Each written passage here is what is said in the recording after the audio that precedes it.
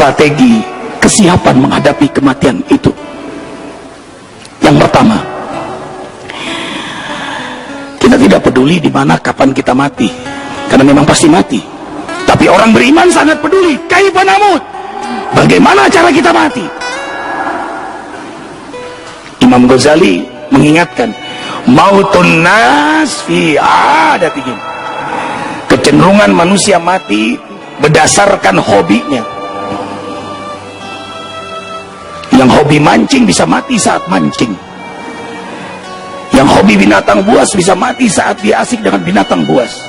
Yang hobi motor biasanya mati dalam keadaan mengendarai motor. Yang hobi golf biasanya mati saat dia main golf. Mautun nasi adatihim, kecenderungan walaupun tidak pasti. Apa yang menjadi hobinya? Karena itu kita bersiap-siap. Dan hobinya orang beriman adalah al-mukharrab, mendekat kepada Allah Jalla Jalaluhu. Yang pertama, taubatan nasuha. Siapapun yang ingin meninggal husnul khatimah, maka bertaubatlah sungguh-sungguh. Tak kala hamba itu bertaubat, hamba itu dalam kecintaan Allah, maka kalau dia meninggal setelah dia bertaubat sungguh-sungguh, maka ia meninggal dalam kecintaan Allah, berarti ia meninggal husnul khatimah. Innallaha yuhibbut tawwabin. Al-Baqarah ayat 222. Tubu ilallahi jami'an ayuhal mu'minun la'allakum tuflihun. Hamba yang bertaubat itu sukses di dunia, sukses di akhirat. Maka saat ia meninggal setelah dia bertaubat, ia meninggal dalam kesuksesan. Yang kedua, siapapun yang ingin meninggal husnul khatimah, sungguh-sungguh taat kepada Allah. Jangan main-main. Wa idza marru bilagwi marru kirama. Jangan terlalu percaya diri karena umur masih muda. Jangan terlalu percaya diri karena masih sehat. Kematian kapanpun bisa datang. Baghtatan, tidak pernah terduga datangnya. Walladzina hum 'anil lagwi mu'ridun. Makanya orang-orang beriman hal yang tidak bermanfaat dia tinggalkan. Dia tidak suka berlama-lama bersenang-senang dengan mubah. Mubah itu yang mubah walaupun mubah hukumnya, tapi kalau dia berlama-lama bersenang-senang membuat dia lalai. Lama-lama nongkrong depan televisi, lama-lama ngawur ngidul jalan, berlibur yang kelamaan, keasikan yang tidak perlu, yang tidak penting, yang buat dia lalai dari ingat Allah. Itu akan dihindari oleh orang-orang yang kuat ingat akan kematian.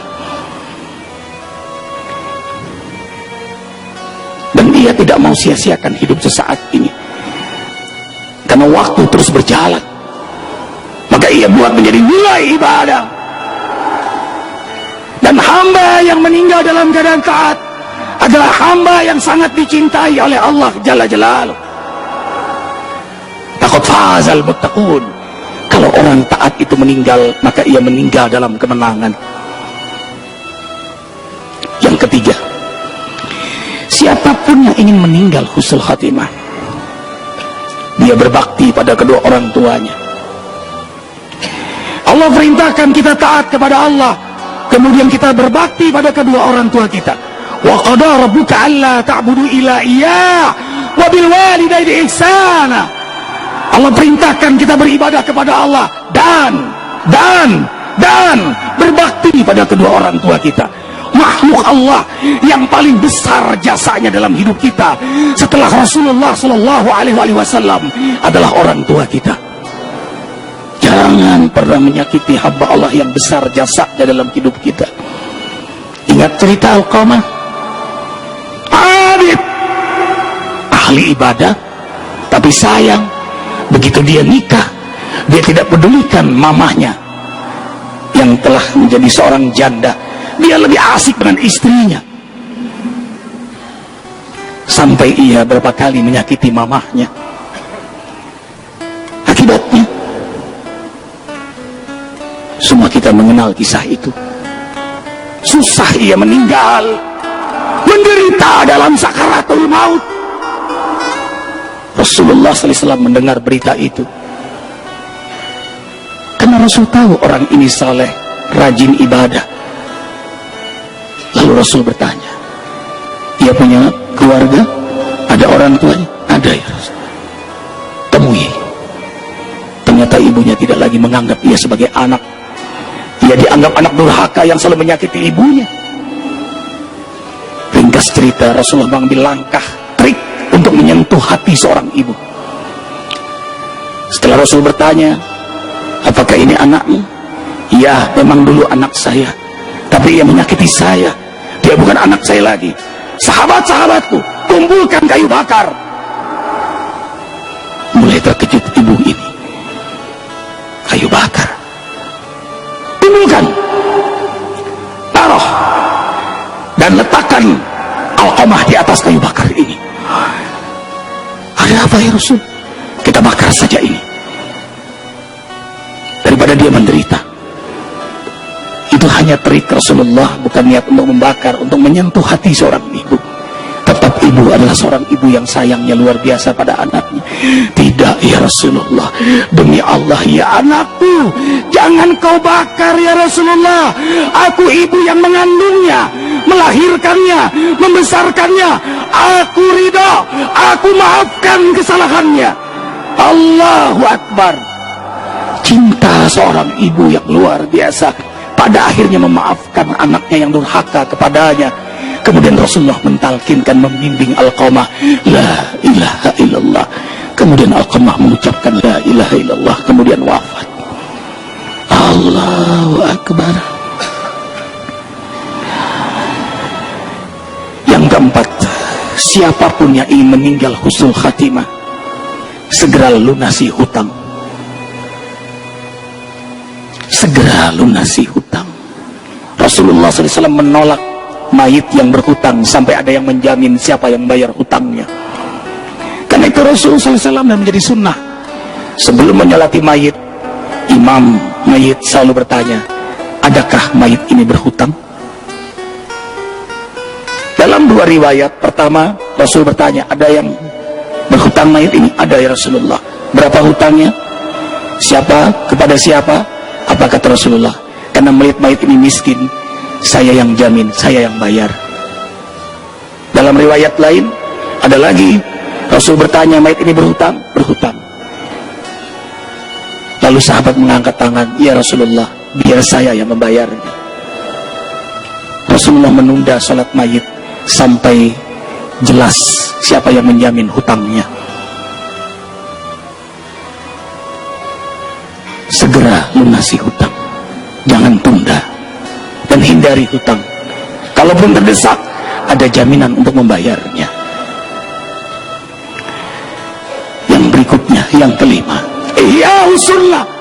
Siapapun yang ingin meninggal husnul khatimah, hidupkan sunnah-sunnah Nabi Muhammad Sallallahu Alaihi Wasallam sebagai langkah terbaik menghadapi kematian. Di antaranya tahajud.